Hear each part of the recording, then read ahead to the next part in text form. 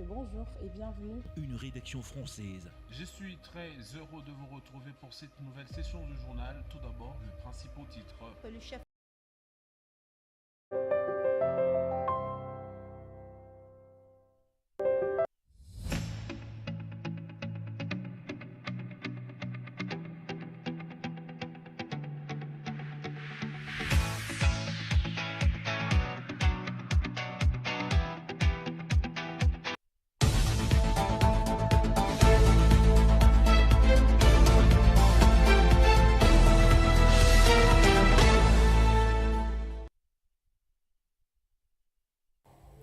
C'est l'heure de faire un point sur l'actualité, mesdames, messieurs. Bonjour et bienvenue à cette nouvelle session d'information dont voici le principal titre au sommaire.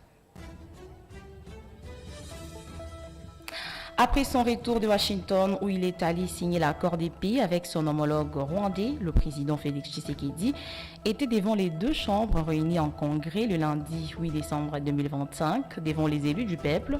Le chef de l'État a réaffirmé sa détermination à restaurer la paix dans l'est du pays et assurer l'intégrité territoriale de l'RDC. Un extrait de son discours est à suivre au cours de cette session d'information. Et puis au Bénin, il s'agit d'un coup d'État raté les dimanches derniers. La poignée d'hommes en uniforme apparue par surprise sur la chaîne nationale a été neutralisée face aux militaires restés loyaux au président Patrice Talon. Le chef de l'État béninois a tenu lui-même à rassurer sa population que la situation est désormais sous contrôle. Une fois de plus, bienvenue. Comme annoncé au sommaire, devant le Parlement réuni en congrès, Félix Tshisekedi a livré un discours axé sur la souveraineté, la sécurité et les priorités sociales, réaffirmant que les accords de Washington n'émenancent à rien l'intégrité territoriale et présentent ses engagements pour sortir de l'Est de la crise tout en renforçant les infrastructures et l'éducation. Gédéon Kassongo. Et devant la nation, ma détermination indéfectible à continuer à servir la République démocratique du Congo. Le président de la République, Félix-Antoine Tshisekedi Tshilombo, s'est adressé ce lundi 8 décembre 2025 au Parlement réuni en congrès pour son traditionnel discours sur l'état de la nation. Une allocution qualifiée par lui-même des moments de vérité, de redevabilité et d'espérance, marquée par un message de fermeté, de souveraineté et des priorités nationales. Le chef de l'État est d'abord revenu sur les accords de Washington récemment signés avec les États-Unis et le Rwanda. Il a tenu à rassurer l'opinion. Ces accords ne consacrent aucune forme de partage de notre souveraineté. Ils ne valident ni les prétentions territoriales de qui que ce soit, ni la mise sous tutelle de nos ressources, une prise de position visant à dissiper tout doute dans un contexte de forte sensibilité nationale. Sur le plan sécuritaire, Félix Tshisekedi a présenté 4 priorités majeures pour sortir la partie orientale du pays dans l'impasse. Il exige des retraits totales et vérifiables de toutes les forces armées étrangères sur les sols congolais, visibles ou déguisés. Il a également insisté sur la nécessité de couper les réseaux financiers alimentant les groupes armés, en s'attachant à l'exploitation illicite de l'or, du coltan, du cobalt et d'autres minéraux stratégiques. Le président a enfin souligné l'urgence de renforcer la protection des civils et d'assurer un accès humanitaire sans entrave dans toutes les zones affectées par les violences. 4 priorités s'imposent désormais à notre action. 1. Obtenir le retrait total et vérifiable de toute force armée étrangère opérant sur notre territoire,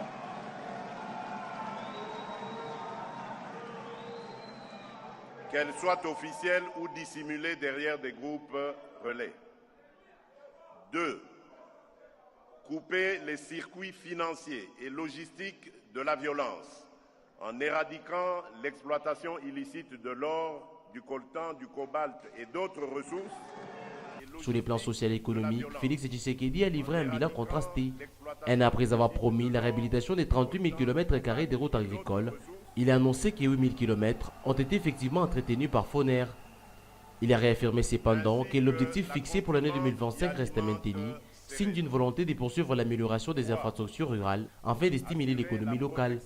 Dans le secteur de l'éducation, Félix Tshisekedi a confirmé l'octroi d'un supplément de 100 000 francs congolais sur les salaires de chaque enseignant, ainsi que la construction de 1384 nouvelles écoles pour accélérer la mise en œuvre de la gratuité de l'enseignement primaire. À travers ses discours, le président Félix Tshisekedi a tenté de conjuguer fermeté politique, ambition sociale et volonté d'assurer la nation face aux défis persistants. Reste désormais à transformer ses engagements en actions concrètes sur le terrain pour répondre aux attentes d'une population en quête de sécurité, de développement et de confiance. Toujours lors de son discours devant le Parlement, le président Félix Tshisekedi a évoqué les problèmes de l'insalubrité et embouteillage dans la capitale Kinshasa comme un symbole criant de défis urbains et gouvernance dans la capitale. Suivez. Je disais, à Kinshasa, je ne peux ignorer l'une des épreuves les plus visibles du quotidien. Des embouteillages devenus monstres. Ils épuisent nos familles, freinent la productivité, renchérissent le coût de la vie et affectent l'image même de notre capitale.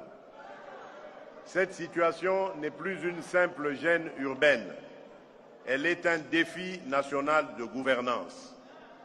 La capitale ne peut continuer à grandir sans une planification et un pilotage à la hauteur de son poids démographique et économique.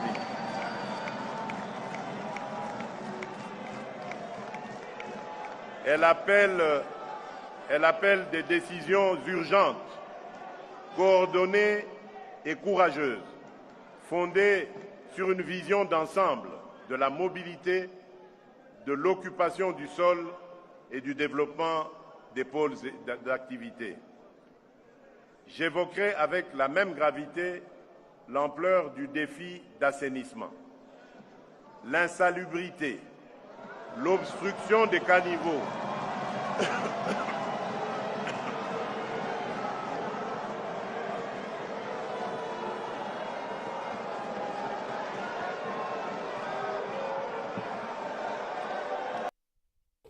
La République démocratique du Congo et le Rwanda ont entériné le jeudi 4 décembre 2025 la signature d'un accord de paix à Washington sous la médiation du président américain Donald Trump. Cet accord prévoit, entre autres, la neutralisation de tous les groupes armés présents dans l'est de la RDC. Quelle est la position du mouvement d'autodéfense Wazalendo qui compte à ce jour plus de 53 000 hommes? Face à cet accord, le Wazalendo vont-ils s'y rendre? Jusqu'où peuvent-ils aller au cas où le Rwanda ne retirait pas ses troupes du sol congolais? Entretien exclusif avec Bernard Katogo Tondo, porte-parole de ces mouvements dits patriotiques, et notre invité. Il s'entretient avec Jean Bayo. Bernard Kadogo Tondo, bonsoir. Bonsoir. Vous êtes porte-parole de Wazalendo au Sud Kivu. Le jeudi dernier, le gouvernement congolais et le Rwanda ont conclu la signature d'un accord de paix à Washington. Quelle est la position aujourd'hui de Wazalendo? La position de Wazalendo sur l'accord conclu entre le gouvernement congolais et le gouvernement rwandais à Washington ne concerne pas le Wazalendo, parce que ça concerne les deux chefs d'État qui ont signé cet accord et leur gouvernement. Nous, le Wazalendo, nous restons fidèles à notre engagement parce que nous avons pris les armes pour défendre, protéger et sécuriser la population locale et sécuriser cette population, sécuriser nos villages et leurs biens, et aussi protéger nos mamans qui sont violées par les mêmes Rwandais qui nous ont occasionné une guerre pendant 3 décennies. Et en tant que Wazalendo, jusqu'à tel point que les Rwandais sont encore en République démocratique du Congo, nous n'allons pas céder aux caprices du Rwanda. Pourquoi nous disons que cet accord ne nous concerne pas? Parce que c'est un accord de paix, comme on les a dit, et on l'a toujours appelé accord historique signé devant les chefs d'État et devant le président des États-Unis, Donald Trump. Mais à partir du jour où la signature s'est passée au niveau de Washington, les affrontements, le Rwanda a continué à renforcer les éléments rwandais ou bien les militaires rwandais sur les sols congolais qui ont violé nos femmes et qui ont violé nos filles, qui continuent à massacrer nos enfants et nos mamans. Jusqu'à l'heure que je vous parle, plus de 350 personnes ont été exécutées par les militaires rwandais avec des bombes qui ont été larguées dans toute la plaine de la Russie en provenance du Rwanda. Vous pensez que le Rwanda n'est pas un partenaire fidèle avec qui il faut collaborer? Certainement, oui. Le Rwanda n'est pas un partenaire fidèle avec qui il faudra collaborer. Vous allez savoir ce que vous devez mettre en tête, monsieur le journaliste. Vous connaissez, il y a combien d'accords qui ont été signés entre la RDC et le Rwanda depuis depuis le début de l'AFDEL jusqu'à présent. Si vous pouvez démembrer les accords, nous pouvons arriver même à 200 accords. Avec tous ces accords, c'est signé entre le Rwanda et la République démocratique du Congo. Donc, pour nous, le Rwanda n'est pas un partenaire fiable avec qui on peut compter pour chercher la paix. C'est pourquoi, pour destituer, pour faire quitter l'ennemi sur le sol congolais, il faut toujours lui faire la guerre. Et nous, on ne doit pas céder les armes parce qu'on parle des accords à Washington, mais nous allons continuer à traquer les Rwandais sur les sols congolais qui sont en train de tuer, qui sont en train d'occasionner aujourd'hui morts et orphelins entre la population congolaise. Nous avons pris les armes pour défendre cette tête des anciens. Et comment réagissez-vous à cet aspect de l'accord qui prévoit notamment le désarmement de groupes armés, dont les Wazalendo? Les Wazalendo, ce que vous devez savoir, pour nous, les Wazalendo, d'abord, ne sont pas un groupe armé. C'est ce que vous devez reconnaître. Les Wazalendo sont des volontaires qui ont pris des armes, des patriotes, et partout au monde. Et lorsqu'un pays est agressé, et c'est permis par notre constitution à l'article 63-64 de la constitution, nous sommes en train de défendre la terre de nos ancêtres, notre pays, la terre où nous sommes censés à vivre. Donc nous ne sommes pas une milice. Pour le désarmement, ça concerne la CN23 qui ont pris les armes pour combattre la République. Ce sont eux qui seront désarmés, pas les Wazalendo. Et nous, les Wazalendo, nous allons déposer les armes que lorsque le gouvernement rwandais fait quitter ces hommes sur le sol congolais. Et qu'est-ce qui peut arriver aujourd'hui au cas où les gouvernements congolais demanderaient aux Wazalendo de se retirer ou de déposer les armes, de se rendre? Les Wazalendo sont prêts à déposer, à se rendre auprès du gouvernement parce qu'ils ne sont pas une milice du gouvernement ou bien ne faisons pas une rébellion au gouvernement congolais. Tout pas un ou bien un élément rwandais sur le sol congolais. Que lorsque le Rwanda aura déjà retiré tous ces hommes sur le sol congolais, que lorsque, depuis le sud jusqu'au nord Kivu, tous les villages occupés par les militaires rwandais seront libres entre les mains de l'armée régulière, les Wazalendo sont prêts à déposer les armes parce que nous les avons pris volontairement et nous ne faisons pas combat auprès du gouvernement congolais. Nous sommes là en train d'accompagner les actions de l'armée loyale. Ok. Est-ce que vous avez une idée sur l'effectif même de Wazalendo à ce jour? Vous devez reconnaître que les Wazalendo aujourd'hui, sur toute l'étendue de l'Est de la République démocratique du Congo, nous comptons un effectif de 53 000 hommes avec lesquels sont prêts à combattre l'ennemi jusqu'aux dernières énergies. Autre chose en mission à Lubumbashi, dans la province du Haut-Katanga, les coordonnateurs nationaux du projet d'entrepreneuriat de jeunes dans l'agriculture et l'agrobusiness, Bob Mabungu, a visité le lundi 8 décembre 2025 quelques entreprises bénéficiaires du projet.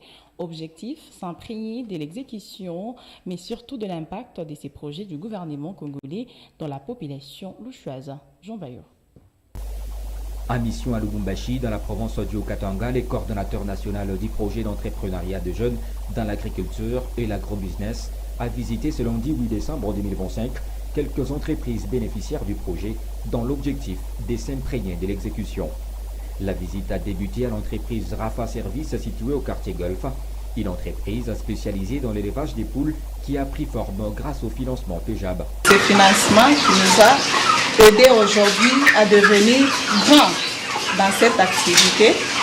Nous sommes grands et nous sommes vraiment contents parce qu'aujourd'hui, nous sommes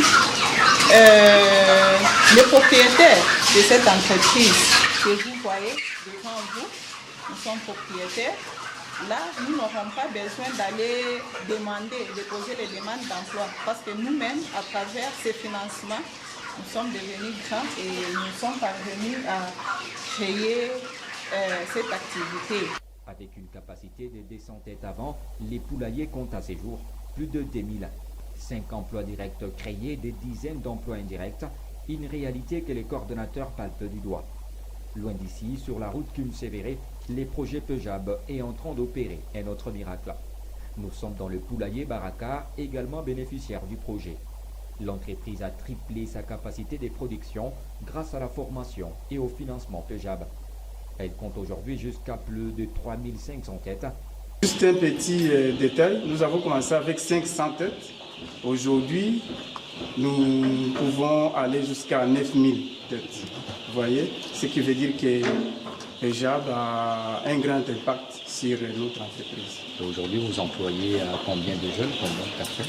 Voilà, nous avons commencé à 3 et aujourd'hui nous sommes à 5. Ce qui veut dire que nous sommes vraiment en train de grandir et nous ne voulons pas nous arrêter par là, où nous voulons devenir grands. Parmi les impacts du projet figurent également ces chantiers, un bâtiment capable d'accueillir jusqu'à 10 500 poules. Direction à présent la commune de la Kenya où une autre entreprise s'accroît à grands pas grâce à Pejab. Partie des 20 poussins, elle compte à ce jour 2005 employés directs. J'avais commencé d'abord par 20%. Après la formation du Pejab, j'ai commencé par 20% et je me suis limité à 200%. Et après le financement, aujourd'hui on est presque à 3000. Parce qu'ici, ils sont presque au nombre de 1000. Et il y a 600 dans la salle d'engraissement et il y a aussi une commande de 1000%. Après la visite, Bob Mabungu est satisfait du niveau d'exécution du projet et de son impact direct. Dans ce pays-ci, nous sommes habitués beaucoup plus au détournement des ressources. Donc, c'est-à-dire, vous voyez quelqu'un demander l'argent pour faire ça, mais lorsqu'il a l'argent, il fait autre chose avec. Et moi, je suis l'homme le plus joyeux aujourd'hui et le plus content parce que j'étais passé ici à Lubumbashi pendant que les agripreneurs, les bénéficiaires, n'avaient pas encore bénéficié des financements. Et nous avons travaillé parce que l'accompagnement, ce n'était pas seulement les cours théoriques qu'ils ont restés dans le centre d'incubation, c'était l'aboutissement de tout ça, c'était faire arriver ces jeunes au financement. Sinon, les former sans les faire arriver au financement ne sert à rien. Et nous avons travaillé durement pour ça. Et aujourd'hui, grande est ma joie de constater que le financement a été effectué à mon absence. Mais aujourd'hui, je vais de palper du doigt la réalité de ce que ces jeunes ont fait avec ces financements. Donc mes impressions sont vraiment très bonnes. Financé par la Banque africaine de développement, le Pejab est un projet du gouvernement congolais.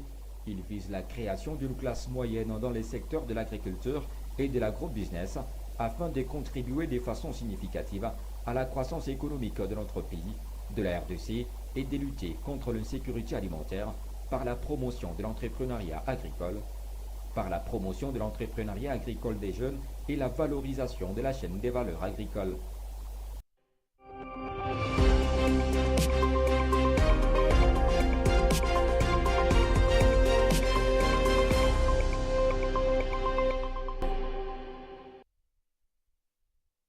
Et pour finir, après une tentative de coup d'État qui a secoué les pays, le président béninois Patrice Talon a pris la parole depuis les palais de la présidence, affirmant que la situation est sous contrôle malgré la fuite de plusieurs militants et la présence d'otages, des blessés et des morts. Suivez. Béninoises, Béninois, mes chers compatriotes, je m'adresse à vous ce soir parce que notre pays a vécu aujourd'hui des événements d'une gravité extrême. En effet, un groupuscule de soldats, sous prétexte de revendications fallacieuses, a entrepris une mutinerie à l'effet de s'attaquer aux institutions de la République et de déstabiliser notre nation en remettant ainsi en cause l'ordre démocratique. Une telle entreprise aurait eu pour conséquence de plonger notre pays dans une aventure sans lendemain, aux conséquences désastreuses. Elle aurait mis un coup d'arrêt au processus de développement amorcé par notre pays grâce aux efforts entrepris par toutes ses filles et tous ses fils. En pareille circonstance, le devoir républicain m'impose, en ma qualité de président de la République, chef suprême des armées et garant de la stabilité du pays, de prendre les mesures appropriées pour faire échec à l'œuvre des aventuriers désireux de nous faire retourner dans un passé de triste mémoire. J'ai donc, en coordination avec le commandement des forces de défense et de sécurité, engagé les actions nécessaires au maintien de la paix en vue de garantir la sécurité et la quiétude de tous sur toute l'étendue du territoire national. Je voudrais ici saluer le sens du devoir de notre armée et de ses responsables qui sont restés républicains et loyaux à la patrie. Avec eux, nous avons fait front, repris les positions jusqu'à nettoyer les dernières poches de résistance des mutins. Cet engagement et cette mobilisation nous ont permis de faire échec à ces aventuriers et d'éviter le pire à notre pays. Cette forfaiture ne restera pas impunie.